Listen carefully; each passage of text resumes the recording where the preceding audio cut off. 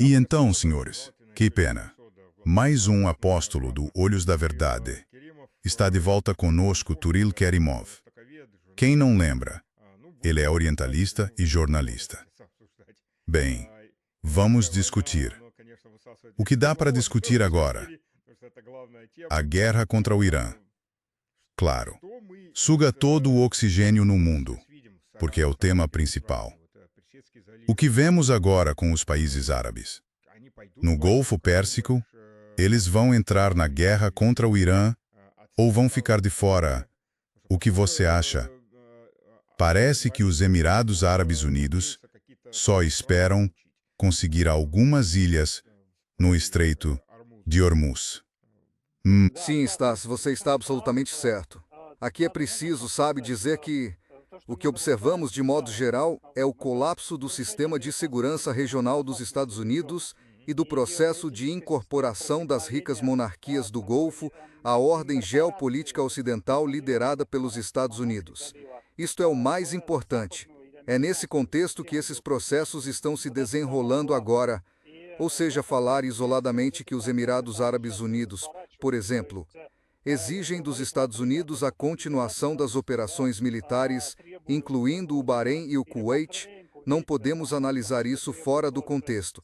É preciso entender que todos esses países, desde os anos 70 e 90, de uma forma ou de outra, se orientaram para seu próprio desenvolvimento, com plena incorporação, isto é, total sincronização com os países ocidentais, em primeiro lugar com os Estados Unidos, com as instituições financeiras americanas, com os interesses e instrumentos econômicos americanos e com o sistema americano de garantia da segurança regional e global. Ou seja, não era a segurança da região ou do mundo, mas sim a proteção dos interesses dos Estados Unidos no contexto desses sistemas regionais e globais. Só agora eles perceberam isso. Eles só agora se deram conta de que tudo isso não foi feito para proteger, mas para proteger os interesses americanos e para que ninguém pudesse contestar esses interesses simplesmente porque, se algo acontecer, você perde a carteira e a vida. Infelizmente, nas atuais relações com os Estados Unidos, já não é como com bandidos na estrada, ou a carteira ou a vida. Aqui já é tanto a carteira quanto a vida, no caso dessas monarquias árabes. E essa é a dilema da qual eles não conseguem escapar, e essa saída não será encontrada simplesmente porque isso é impossível. Claro, muitos vão me lembrar que também diziam que a União Soviética jamais se desintegraria. Mas a União Soviética se desintegrou. European Union, digo que é impossível que isso aconteça. É possível, mas isso não ocorre em um único dia. O começo já foi dado agora. Talvez esse processo leve, dependendo do que ocorrer no teatro de operações e de como a situação evoluir, alguns meses, talvez alguns anos, talvez algumas dezenas de anos. Sabemos que, na história mais recente, as eras geopolíticas duram em média de 30 a 50 anos. Sim, e talvez agora haja um limiar parecido. Talvez um pouco menor, mas certamente haverá. E isso, infelizmente, não vai acontecer de forma voluntária. Ou seja, os Estados Unidos não querem nem vão renunciar a isso por conta própria. Eles não vão desistir. E nisso está o grande problema, cuja solução European Union gostaria de dizer que estaria nas mãos desses países, mas, a julgar pelas ações das autoridades americanas, a solução não está nem nas mãos dos Estados Unidos, ações que prejudicam os próprios Estados Unidos. Ou seja, infelizmente, a ponto de a política dos Estados Unidos agora ser tão imprevisível e inadequada. Pés de excesso de mostaz, compreensível, incompensível, azul e selmoço, cá, com... E essa mesma política, aliás, não permite uma desescalada, porque, bem, talvez quisessem negociar com Washington. O Irã certamente queria negociar com Washington. 2 vezes conduziram negociações sob Em 1947, com Trump, sim, houve negociações. Em 1945, com Trump, Trump simplesmente saiu dos acordos que haviam sido firmados antes dele. Ou seja, 3 vezes Trump, a parte americana, 3 vezes pessoalmente com Trump deixou os iranianos na mão. E 2 vezes os atacaram. 2 vezes começaram a bombardeá-los. 2 vezes desencadearam uma guerra junto com Israel. Da primeira vez, Israel fez isso principalmente com o apoio dos Estados Unidos. Depois, Trump aproveitou o momento em que podia desferir algum golpe e anunciar sua vitória. E na segunda vez simplesmente acreditaram na própria impunidade e que as coisas acontecem exatamente como eles imaginam. No que diz respeito ao Irã, era essa a suposição. Na verdade, foi um grande engano que levou ao colapso do planejamento estratégico dos Estados Unidos. Você é militar, alguém que serviu no exército dos Estados Unidos. Você sabe muito bem que, no meio militar, decisões não se tomam no nível Benjamin Netanyahu veio, contou uma história, Donald Trump acreditou, amanhã vamos bombardear o Irã.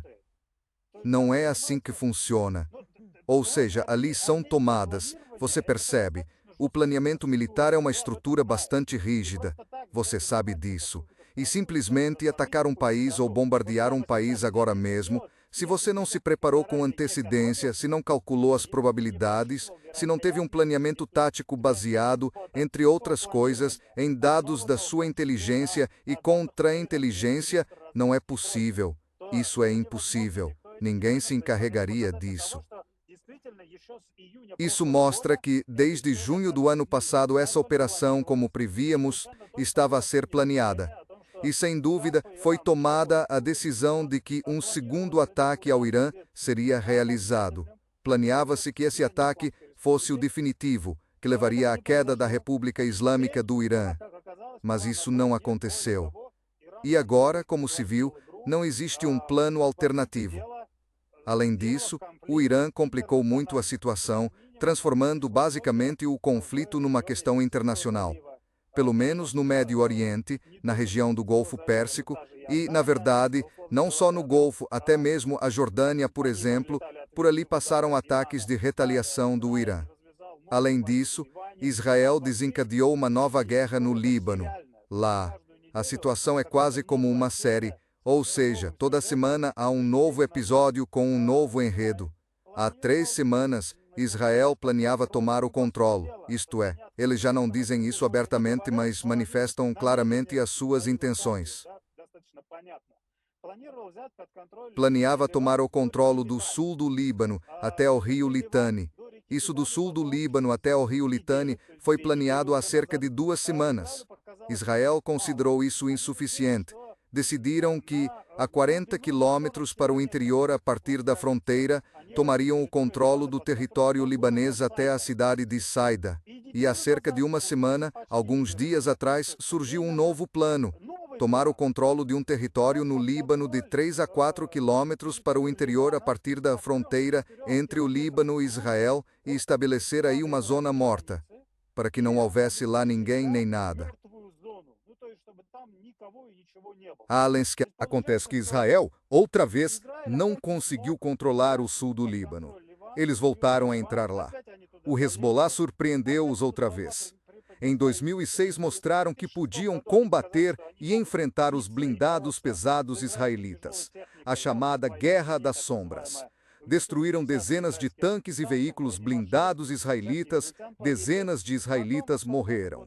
Depois, há 1 ano e meio, Israel, na prática, não conseguiu invadir. Os combates ocorreram na fronteira, combates de guerrilha. Foi infligido um dano significativo. Isso continuou por 1 ano e meio. O contingente israelita no Líbano era de 150 mil homens. Não conseguiram fazer nada. Uma vergonha total. E agora descobriu-se que o Hezbollah possui drones com visão em primeira pessoa, que custam por volta de 200 a 300 dólares dos Estados Unidos. E destroem simplesmente tanques israelitas. O Hezbollah já reivindica 140 tanques. Quase 140. Ontem o número era 136. posso dizer com certeza aos seus seguidores e espectadores. European Union assisto a todos esses vídeos. European Union e colegas discutimos. Existem recursos públicos que fazem checagem de fatos desse tipo de conteúdo. 1/3 desses vídeos pode ser identificado com certeza e é autêntico.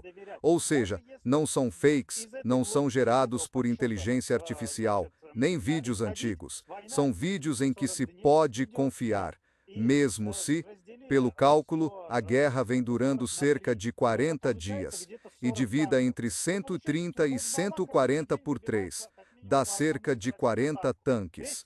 Conclui-se que o Hezbollah derruba pelo menos um tanque israelense por dia. Estou falando apenas dos tanques. Nesse contexto, naturalmente, eles não sabem o que fazer a seguir. European Union, te digo, se agora o Irã realmente resistir, e depois com ele não acontecer o mesmo que aconteceu com o Iraque, se vierem atacá-lo de novo daqui a 10 ou 12 anos, o Irã certamente terá de renunciar às normas legais que impedem a posse de armas nucleares e será preciso, claro, garantir ao menos as necessidades básicas, alimentares e econômicas da população, 93 milhões de pessoas não é brincadeira, e garantir entrada de dinheiro, pelo menos. Então o Irã vai resistir. E, nesse caso, não haverá continuação da expansão do Grande Israel na região. Além disso, nem mesmo a anexação da Palestina ocorrerá. Os Estados Unidos serão forçados a sair, no mínimo, do Golfo Pérsico. Talvez bases militares dos Estados Unidos permaneçam na Arábia Saudita, mas não no Golfo Pérsico. Poderão ficar na Jordânia, mas serão definitivamente retiradas da Síria, do Iraque, até do Kurdistão, do Kuwaiti, do Bahrein, do Catar e dos Emirados Árabes Unidos. Do Omã, ou seja, desses países que fazem fronteira com o Irã ou com o Líbano, os Estados Unidos certamente vão sair. Talvez surja algum tipo de presença militar dos Estados Unidos no próprio Israel. Por quê? Porque Israel, de fato, nos próximos anos, no caso de vitória, essencialmente nesta guerra com o Irã, vai, em algum momento, se deparar com a questão de sua sobrevivência.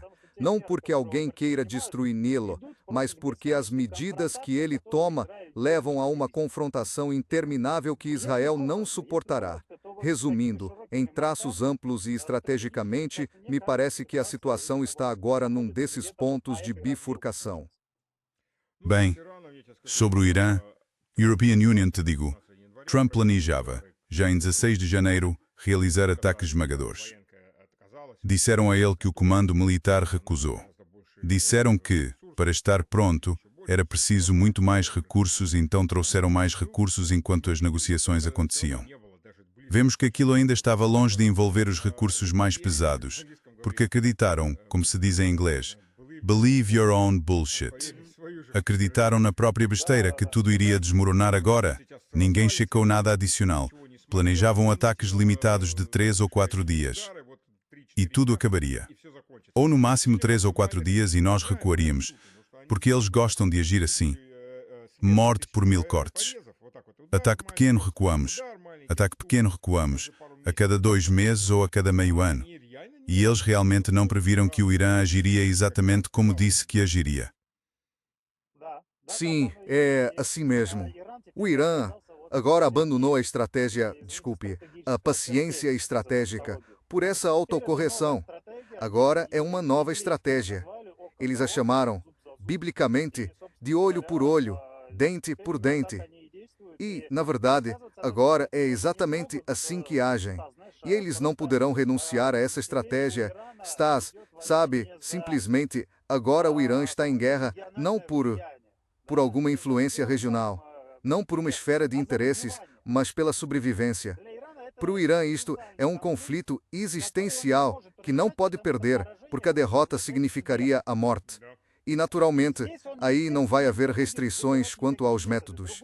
Outra coisa é porque o Irã não parte por uma confrontação total.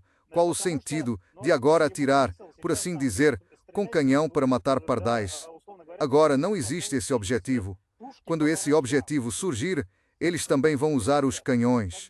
Ou seja, o conflito total também acontecerá. Sobre o que European Union estou falando agora? Bem, por exemplo, Todos esses resultados e consequências que já vemos agora estão aí com a condição de que o Estreito de Hormuz não está completamente bloqueado, não está minado. O tráfego marítimo continua sob as condições do Irã, mas continua.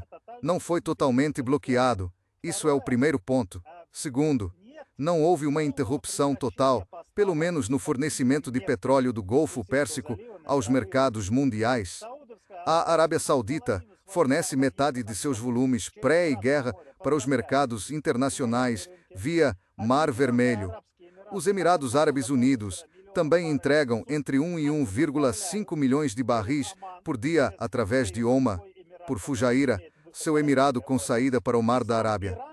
E o próprio Irã, praticamente no nível pré-guerra, cerca de 1,5 milhão de barris por dia, também fornece aos mercados mundiais via Golfo de Oma, pelo porto de Jask e outros, ou seja, cerca de 7 bilhões, quer queiramos, quer não, de barris por dia do Golfo Pérsico chegam aos mercados mundiais, e antes da guerra eram cerca de 20 a 21 milhões de barris por dia.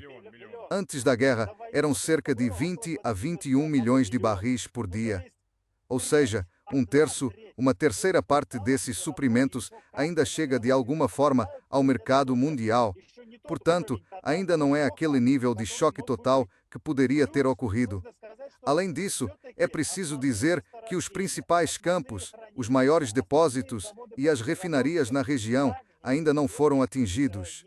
Ou seja, a infraestrutura estratégica, pelo menos a energética, de extração de petróleo e de gás, foi preservada na região. Sim. Com o gás é um pouco diferente, porque o Catar é a principal potência gasífera e, pelo que vi nas fotos, houve danos enormes à infraestrutura. Mas o que as pessoas lá dizem, e a European Union diria em termos de um mês, é que está tudo praticamente destruído. Mas no Catar houve danos consideráveis, isso é verdade. Leva anos. Vai levar simplesmente anos para reconstruir tudo isso? Acho que até 2 anos.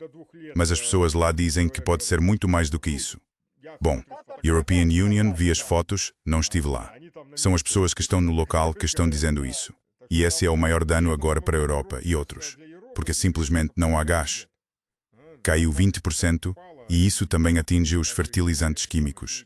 E essa é uma crise que ainda não chegou completamente.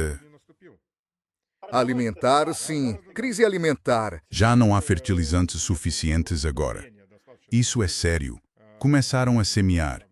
Então os problemas já começaram aqui. Pois é. No hemisfério norte, é primavera, época de semeadura. Ásia, Europa, África, o próprio Extremo Oriente. Naturalmente, é um problema enorme que levará a consequências totais que ultrapassarão as do embargo petrolífero de 1973. Hoje, lembramos disso meio que em tom de brincadeira, sobre os Estados Unidos terem abandonado os carros potentes e os grandes motores de combustão interna, que isso levou a mudanças na construção aeronáutica e se tornou a causa de muitas outras decisões econômicas, inclusive na Europa. É verdade, mas hoje a maior parte da população mundial vive na Ásia. Atualmente, os principais mercados, as principais capacidades de produção e os principais centros de inovação estão todos lá. E para eles, claro, as consequências são terríveis. Por quê? Porque a maioria dos países da Associação das Nações do Sudeste Asiático, por exemplo, do Sudeste Asiático, praticamente depende totalmente dos fornecimentos de hidrocarbonetos do Oriente Médio. Além disso, é preciso falar sobre a China e a Índia. Lá é a mesma situação. Na Coreia e no Japão é a mesma história. Claro que tudo isso terá consequências de longo prazo, por muitos anos. Acho que com a China não será tão grave. Eles têm reservas enormes. Nós também os abastecemos. E acho que o que agora vai para a Índia acabará indo para a China. Os indianos traíram todo mundo 2 meses antes do início do conflito. Modi se deu muito mal. Ele exagerou e saiu perdendo bastante. Quando ele traiu a Rússia, traiu o Irã e correu para os israelenses e para os Estados Unidos. Ele abriu mão de qualquer eficiência. E agora não consegue nada daqueles sauditas em quem apostou para o petróleo. Sim, ele apostou mais nos Emirados, claro. Embora a Arábia Saudita também tenha sido um dos principais fornecedores nas últimas décadas. Você está certo nisso. Mas é preciso entender que, de uma forma ou de outra, os mercados internacionais também são limitados, inclusive as capacidades dos fornecedores. E, de fato, a recusa da Índia à maior parte dos energéticos russos baratos causou um golpe significativo na economia indiana, e esse impacto será acumulativo. Quanto à China, também concordo com você. Em que sentido? Quanto à China, é preciso dizer que até pouco tempo, e no último mês eles reativaram isso. A maior parte da geração vinha de usinas a carvão. Eles têm carvão local. Lembra, eles nem sequer assinaram o Acordo de Paris, simplesmente porque não queriam reduzir sua cota de emissões nem frear o desenvolvimento energético, à custa da ecologia global, mas essa era a política deles. O mesmo vale para a Índia. A Índia também, por muitos anos, obteve uma parte significativa da sua geração, era baseada no consumo de carvão. Os japoneses agora passaram a aumentar ativamente a compra de carvão da Austrália. A Austrália, aliás, também foi um dos principais fornecedores estrangeiros de carvão para a China. Ou seja, existem algumas opções, além das entregas russas, por assim dizer, para a China e para a Índia, há outras alternativas para, de algum modo, reduzir esse efeito. Mas, no geral, qualquer economia em desenvolvimento ou em crescimento, até as desenvolvidas, depende de recursos energéticos acessíveis. E, antes de tudo, de hidrocarbonetos acessíveis. Na Europa vimos isso nos últimos anos. A Europa está se enterrando viva. A Ásia não quer fazer isso, mas parece que o Trump veio gritando que, se vocês não quiserem, é problema de vocês. Nós vamos enterrá-los de qualquer jeito. É a única forma que consigo explicar agora.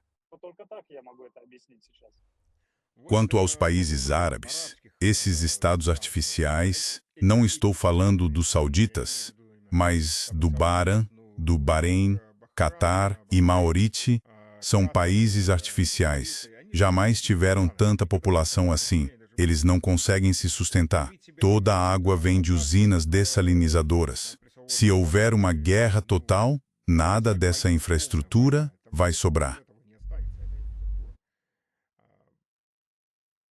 Exatamente. Exatamente. European Union, vou te dizer mais. Olha, os Emirados Árabes Unidos dependem praticamente 95% de água dessalinizada. O que é água dessalinizada? São usinas dessalinizadoras que funcionam com eletricidade. Nos Emirados Árabes Unidos, há 3 grandes centrais elétricas. Uma é nuclear, outra no porto de Jebel Ali, e a terceira é o cluster energético do Sheikh Zayed, um dos maiores, possivelmente o maior, parque que inclui usinas solares e afins. Elas geram quase 80% da eletricidade dos Emirados Árabes Unidos. Se esses complexos forem danificados ou derrubados, Deus nos livre que ataquem uma usina nuclear ou desabilitem o sistema de energia de emergência. O circuito primário de resfriamento da usina será interrompido, porque as bombas vão parar, e mesmo que alaguem tudo com água, como em Fukushima, lá encheram de água, mas ela não circulava, o resfriamento não acontecia. Começou uma reação em cadeia. O hidrogênio começou a ser liberado em grandes quantidades. Isso levou a... Bem, todos sabemos no que deu. Deus nos livre de algo assim. Ou que algo assim aconteça em Bushehr também. Mas, ainda assim, se a geração de eletricidade nos Emirados Árabes Unidos for interrompida, não haverá água doce. Em 48 horas, viver ou ficar nessas áreas será impossível, mesmo considerando que 95% do território dos Emirados Árabes Unidos é inabitado. Mas por que, aliás, são inabitadas? Porque não há água lá. A água é produzida na costa. O resto, a maior parte da população, vive nesse pedaço, mais ao nordeste do país, perto de Homa e do Estreito de Hormuz. No Kuwait é a mesma história. Lá também até 90% da água é dessalinizada. Além disso, o Kuwait tem uma configuração territorial bem curiosa. 5% do território do Kuwait é habitado. Outros 5% são áreas com indústrias, instalações energéticas e zonas econômicas. E 8% do território são áreas de uso restrito, instalações militares, bases militares, e todas essas bases são dos Estados Unidos. Ou seja, entendis por que o Kuwait sofre tantos ataques e por que alguma coisa ali sempre é atingida. Nesse sentido, naturalmente, não se pode falar em viabilidade desses estados. No Bahrein a história é diferente. Bahrein é uma ilha. Lá há geração de eletricidade, mas eles podem pedir eletricidade à Arábia Saudita. O mesmo acontece com a água. 60% do território de Bahrein é habitado. Mas em Bahrein, 80% da população é xiita e apoia o Irã e suas ações. Bem, isso era território do Irã antigamente. Vamos lembrar disso também. Bom, por assim dizer, é realmente uma área de influência geopolítica do Irã. Quer dizer, refiro-me ao período antes da Segunda Guerra Mundial. Não, mas o Bahrein não fazia parte do Irã. Não, European Union pensei que fazia parte do Império Persa. De fato, lá estiveram os britânicos, antes dos britânicos. Antes dos britânicos houve holandeses, portugueses, e antes deles, os otomanos. O Irã talvez tenha controlado essa região na antiguidade, controlado essa área, mas nos últimos 2 séculos, com certeza não. Sobre o que estou falando, aqui, claro, o efeito é totalmente diferente. Aqui o efeito é sociopolítico. Catar. No Catar é a mesma história. O Catar também depende praticamente 100% da produção de água potável. O orçamento do Catar depende praticamente 100% de uma empresa energética do setor do gás, que é o maior fornecedor mundial de gás natural liquefeito, vendendo 20% do gás natural liquefeito mundial, uma quinta parte, sendo essa a principal fonte de renda do país. Quanto à população, olha, com relação à população a situação é ainda mais surreal. Por quê? Porque os Emirados Árabes Unidos têm cerca de 10 milhões de habitantes, mais ou menos, é o que se costuma dizer. Acho que ninguém contou direito, mas desses 10 milhões, mais de 9 são expatriados, imigrantes, mão de obra que garante o funcionamento de todos os sistemas vitais desses países. Além disso, é preciso dizer que com as forças armadas dessas nações aconteceu o mesmo desde os anos 70, 80 e 90. Quem estava lá? Paquistaneses, bengaleses, indianos, muçulmanos, árabes de outros países em menor número, egípcios, iraquianos, sudaneses. E mercenários americanos, que também contratam em grande número.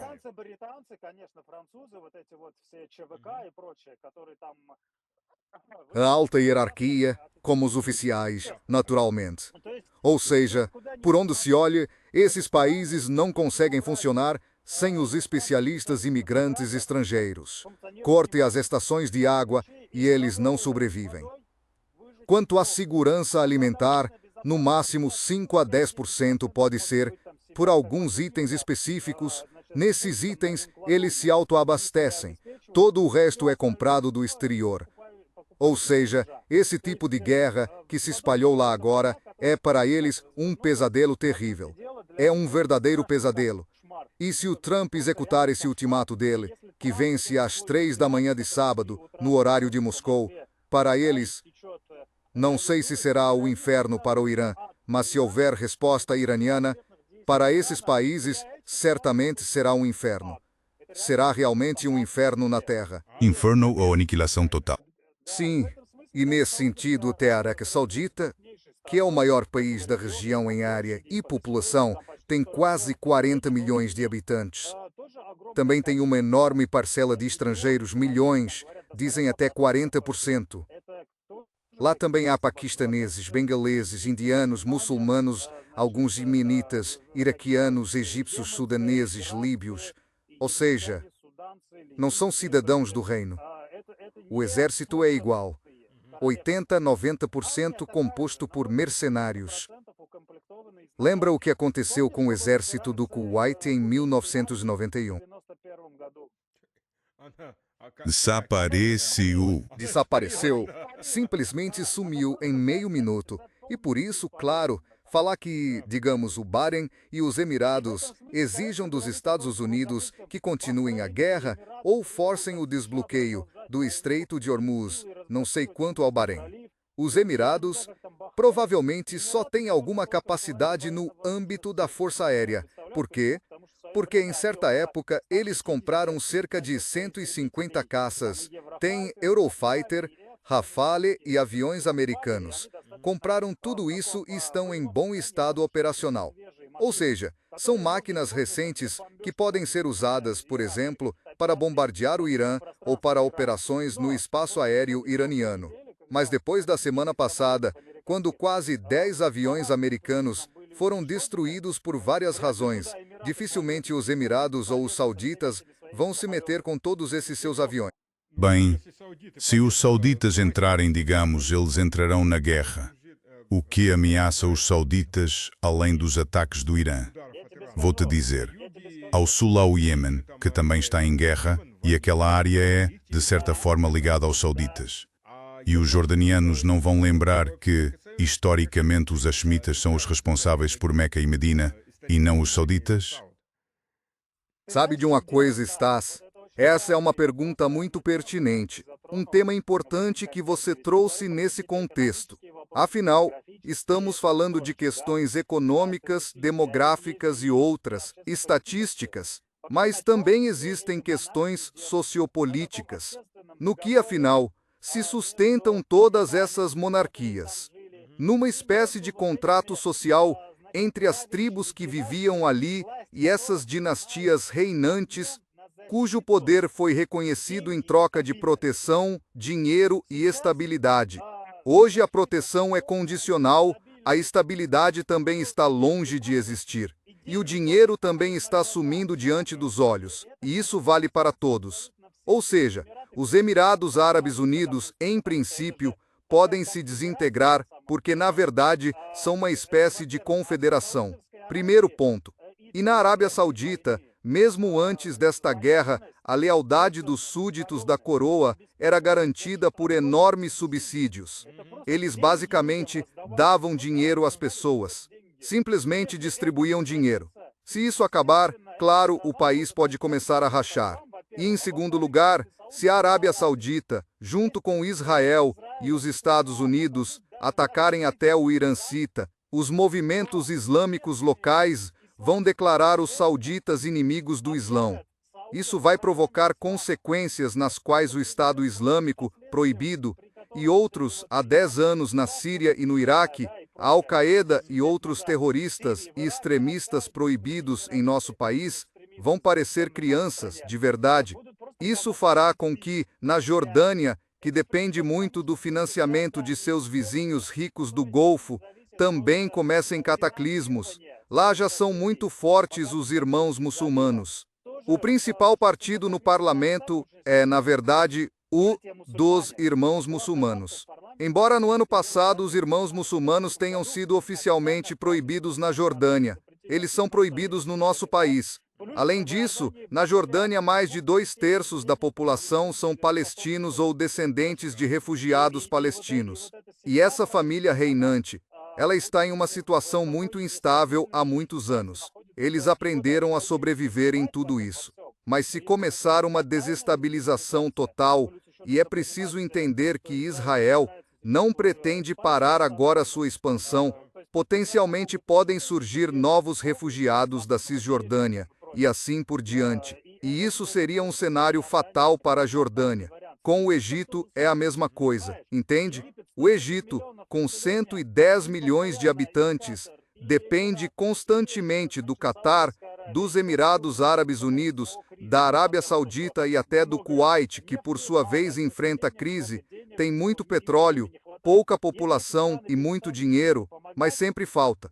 Se esses países pararem de ajudar o Egito, também haverá um cataclismo político no Egito. E você lembra quem venceu nas únicas eleições livres da história recente do Egito? Mohamed Morsi.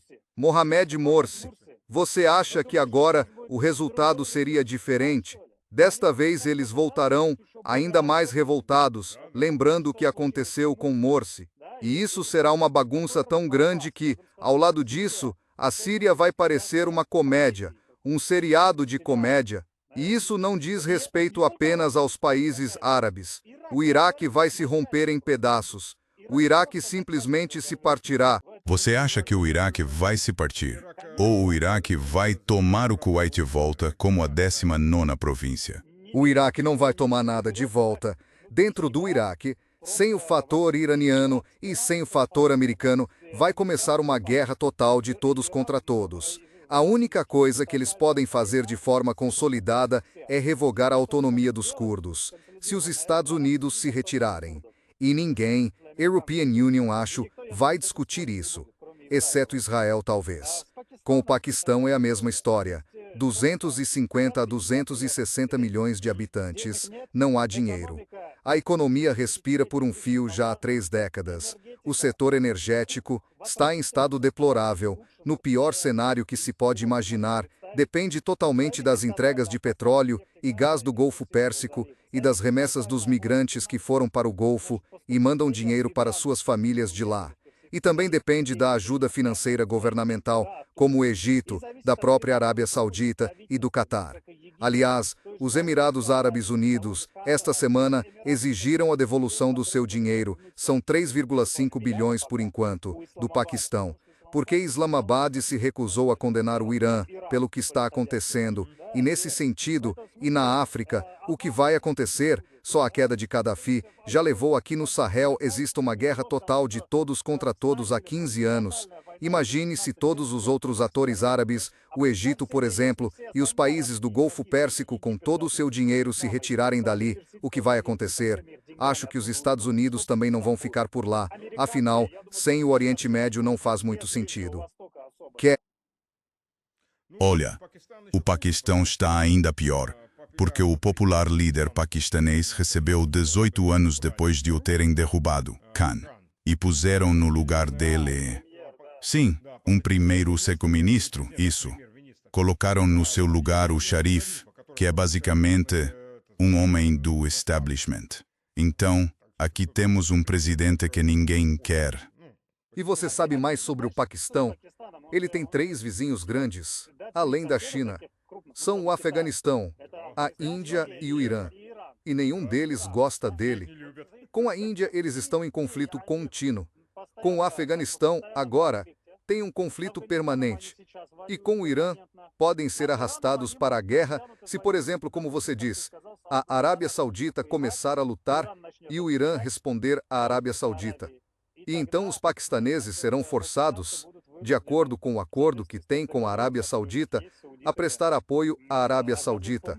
Ou seja, serão também envolvidos numa guerra contra o Irã. Ou seja, esse é simplesmente o pior cenário que eles podem imaginar. E, nesse sentido, claro, estamos à beira de acontecimentos terríveis, acredito European Union, se tudo isso se desenrolar assim. Porque, para nós é uma região vizinha, para a Ásia Central e para o Cáucaso, é uma região próxima. Imagine, desses refugiados do Irã, eles não vão fugir para o Afeganistão, não vão para o Iraque, não vão para os países do Golfo Pérsico, nem para o Paquistão. Para onde eles vão fugir? Para a Turquia, para o Noroeste e para o Norte, para o Cáucaso e para a Ásia Central, onde é mais ou menos estável e não há guerra. E depois para onde? Depois, só resta a Rússia. Talvez sim. Há ainda outra questão aqui. Os Estados Unidos e os israelenses estão tentando fazer algo que só se pode chamar de terrorismo nuclear. Bashir já foi atingido 4 vezes. Depois do segundo ataque, saiu uma pequena quantidade de vapor radioativo. E esse vapor foi para que direção? Na direção do Kuwait. Se ocorrer uma explosão total, a nuvem será enorme. Depois do Kuwait, para onde ela vai? Se estiver na mesma trajetória, depois do Kuwait, ela atravessa partes do Iraque, atinge a Síria e depois chega à própria Turquia. Onde mais ela poderia ir? Os turcos não dizem nada, não comentam, porque eles mesmos seriam ameaçados se houvesse uma explosão. Isso, no fim das contas, vai chegar até ele. Stas, você está certo. E a Turquia, por isso mesmo, fez tudo para que não houvesse um ataque curdo ao Irã, para evitar a abertura do chamado Segundo Fronte, que os Estados Unidos e Israel queriam organizar. Aliás, poucos minutos antes do nosso programa, Trump disse que eles enviaram uma parte significativa das armas e os intermediários que deveriam repassar esse armamento aos iranianos ficaram com as armas para si. Considerando que se trata dos curdos, a versão da mídia governamental turca é a de que a Turquia prometeu bombardear esses curdos caso essa invasão ao Irã começasse, lutando ao lado do Irã, e assim barrou o plano, porque seria um caso raríssimo. Na prática, os Estados Unidos e a Turquia estariam num mesmo conflito militar, porém em lados opostos, as duas forças armadas mais poderosas da Organização do Tratado do Atlântico Norte. A Turquia não tem armas nucleares, mas na Europa, na Organização do Tratado do Atlântico Norte, talvez só os turcos ainda saibam realmente lutar. Sério. Por isso, claro, em Washington, provavelmente não gostariam disso. Porque isso soaria extremamente estranho, até para o Donald Trump, para ser sincero. Aí é... Sim, e há outro ponto. Se, por exemplo, há o Raji, que já está pronto para subir ao trono, não de forma permanente, porque a vida dele está ligada aos Estados Unidos. E ele disse que vai passar uma semana lá e outra semana aqui. Um rei meio estranho, um rei por um instante, não um rei de verdade. Reis tendem a ser nacionalistas, e um mentor americano seria um rei condicional, que, o que ele disse mesmo, quando os curdos se levantarem, quando European Union chegar ao poder, European Union, vou entregar tudo aos americanos, ou melhor, o petróleo e tal, eles me darão carta branca, e European Union os eliminarei a todos. Os curdos também não podiam deixar de ouvir isso. Então, se destruirmos o Estado de Teherã, esse canalha virá e nos traria um genocídio total. Mas por que derrubar o Estado de novo?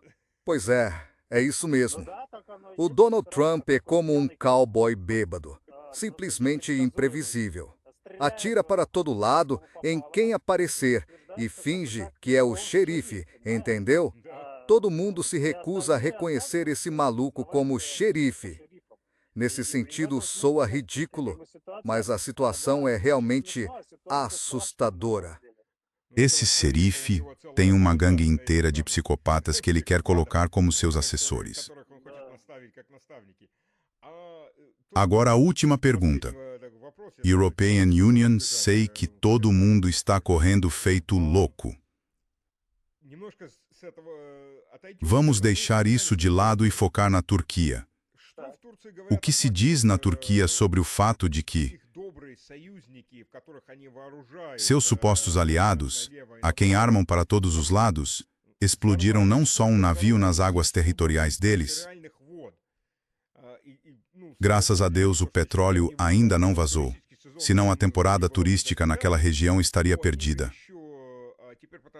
Mas agora também estão tentando sabotar o Turk Stream, que abastece não só a Turquia com gás direto, como também o orçamento turco quando o reexportam. Tem alguma coisa a dizer para o amável Zelensky e sua quadrilha de... Sabe, na Turquia e European Union, acho que a Ucrânia desperdiçou todo o capital de boa vontade que tinha. Daquela camada turca, que era bastante grande, talvez cerca de metade da população que apoiava a Ucrânia contra a Rússia. Agora já ficou claro que a questão não é a Rússia, e sim o quanto esse país do norte é sensato por si só. A outra vertente, Stas, sobre a qual você não falou, São terroristas ucranianos no oeste da Líbia, que atacam navios russos no mar Mediterrâneo. E o oeste da Líbia é controlado pela Turquia. Você percebe que, para a Turquia, o gás russo representa cerca de 30% do gás importado, e a Turquia compra quase todo o gás do exterior. O petróleo russo é quase 50%. Acho que em 2025, cerca de 48% do petróleo importado pela Turquia vinha da Rússia. Consegue imaginar o que acontece no Irã, o que acontece no Oriente Médio? Além da Rússia, por enquanto, a única fonte que lhes resta é o Azerbaijão, o petróleo do Cáspio.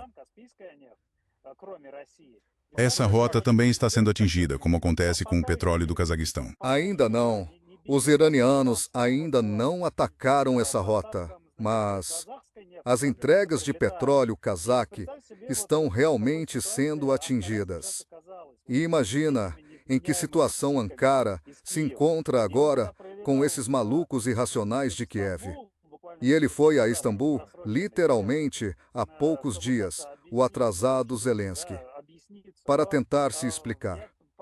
Mas, pelo tom da mídia turca e de militares aposentados, gente muito popular, cuja opinião não se profere à toa, o que eles vêm dizendo é: eles estão pedindo que se fale com a Ucrânia na linguagem que, ao que parece, só a Ucrânia entende, a linguagem da força.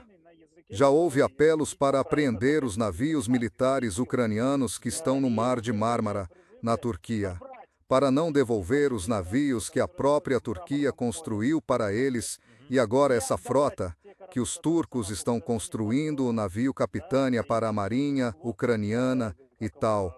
Por isso pedem suspender o envio de todo tipo de veículos blindados de transporte de tropas, outras viaturas blindadas que a Turquia fornece, armas portáteis e drones. Simplesmente parar os fornecimentos. Eles justificam dizendo que, ao que parece, haverá uma grande guerra no Oriente Médio e eles próprios precisam dessa tecnologia. Outro fator a entender é que, na prática, as atuais autoridades da Ucrânia são ilegítimas. A Turquia entende que esses investimentos podem se tornar irrecuperáveis. E por isso está muito nervosa. Porque eles têm pouco dinheiro e perder isso agora, quando podem simplesmente não devolver, é sério. Eles não querem enfrentar isso. Por isso acho que só as relações turco-ucranianas vão se deteriorar. E nesse contexto há um monte de motivos. Sabe por quê? Também é um fator importante, porque a pressão ocidental sobre a Turquia na questão ucraniana praticamente cessou. Antes a pressionavam com sanções contra a Rússia, pedindo que armasse a Ucrânia, fizesse isto e aquilo. Agora o Ocidente e os Estados Unidos estão pouco ligados à Ucrânia e até se desentenderam entre si. Os próprios americanos já não enviam armas à Ucrânia há várias semanas. Talvez, quer dizer, agora tudo está indo para Israel. Tudo vai para Israel. Tudo vai para o Irã. E aí percebe-se que, na verdade, não havia armas nos volumes necessários.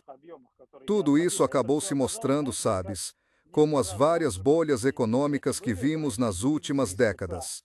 Quando inflavam bolhas financeiras, quando inflavam o mercado imobiliário, agora inflaram uma enorme bolha de armamentos.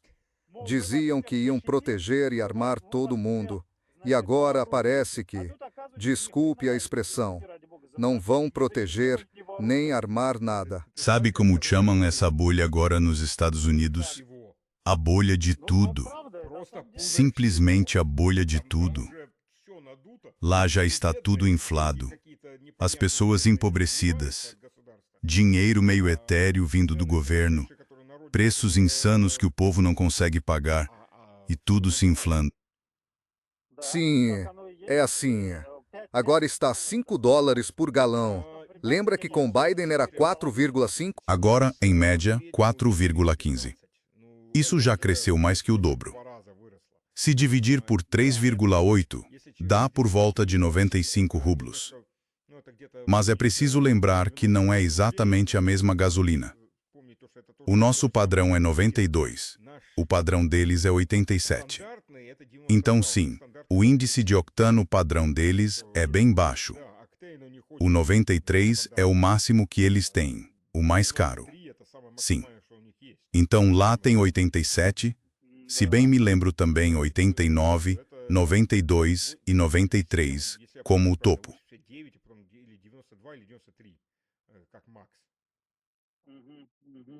Mesmo assim, European Union simplesmente não entendo para onde isso tudo está indo. Vou ser sincero. Sei que no Oriente Médio, nos Estados Unidos e aqui quem mais sofre são pessoas que em 99% não têm nada a ver com isso, como resultado de decisões tomadas na Casa Branca ou em Bruxelas. Então é preciso se posicionar ativamente.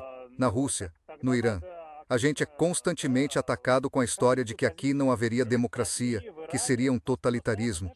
Desculpe, mas nossas autoridades refletem a essência das demandas do povo, tanto aqui quanto no Irã. E nos Estados Unidos, pelo que entendo, um era meio doido, agora o presidente é louco.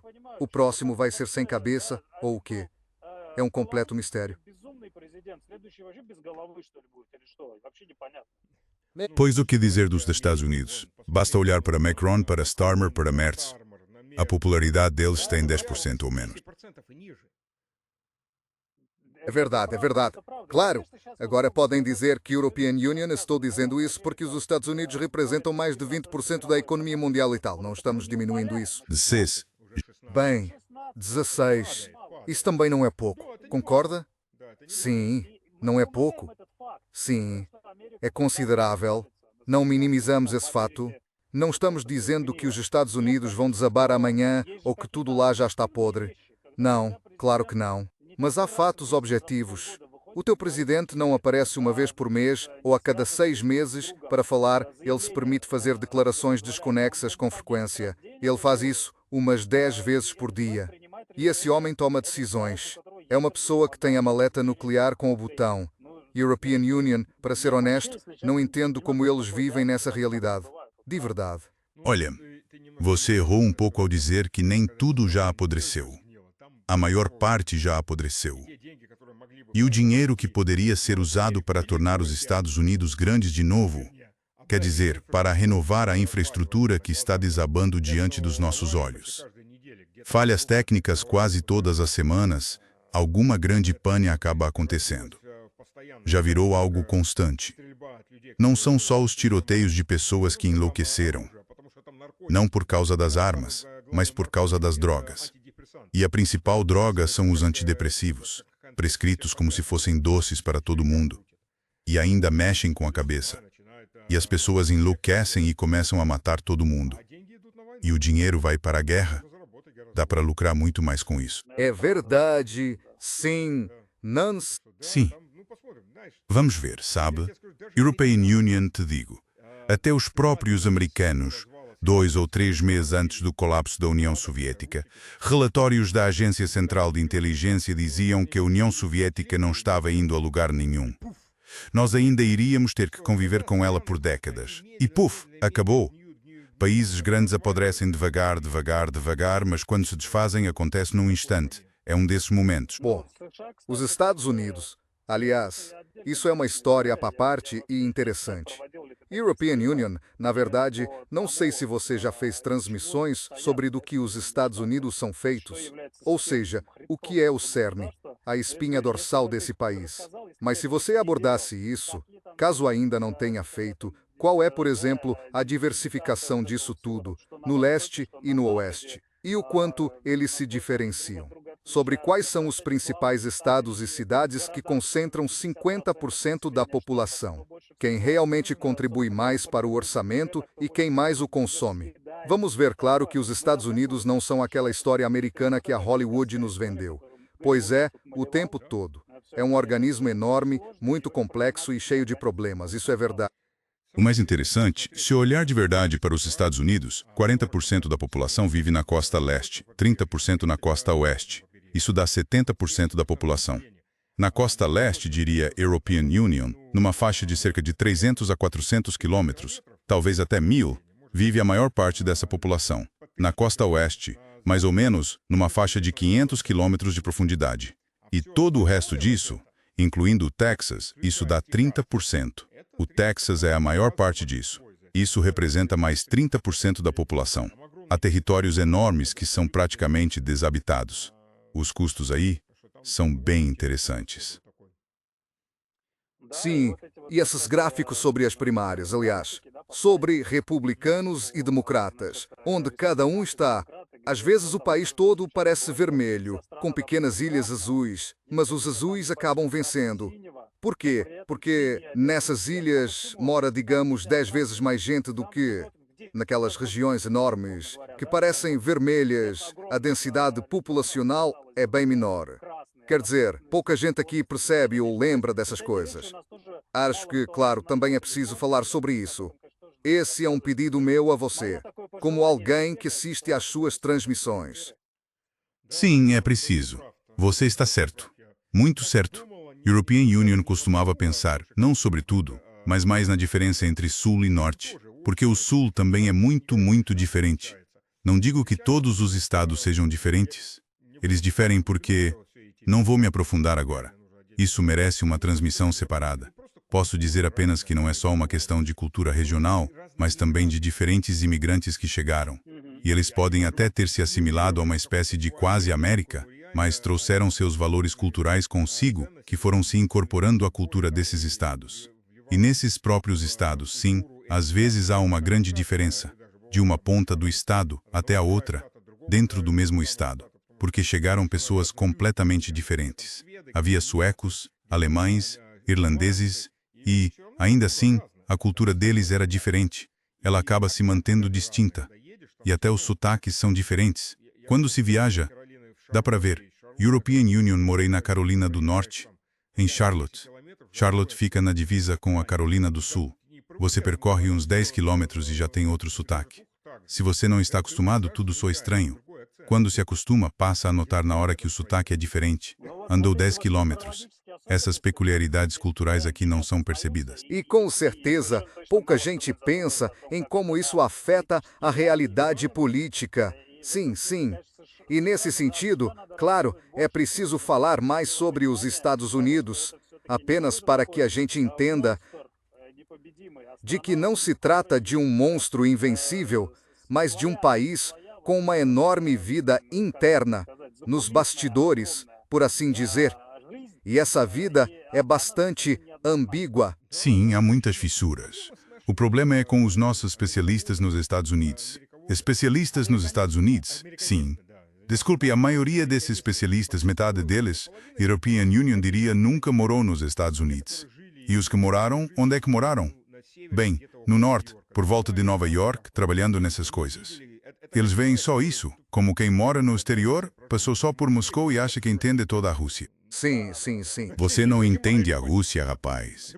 Existe uma grande diferença dentro do anel viário de Moscou, fora dele, depois nas outras regiões e além dos Urais, etc. Então, sim.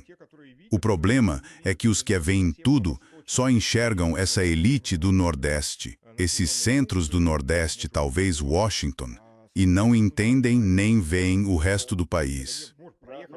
Ou Califórnia. Sim, a Califórnia.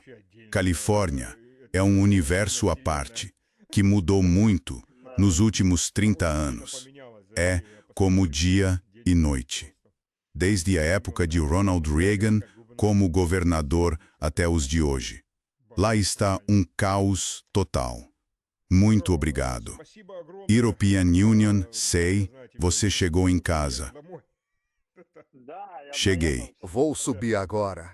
Sim, European Union, entendo. São tempos muito tensos, claro.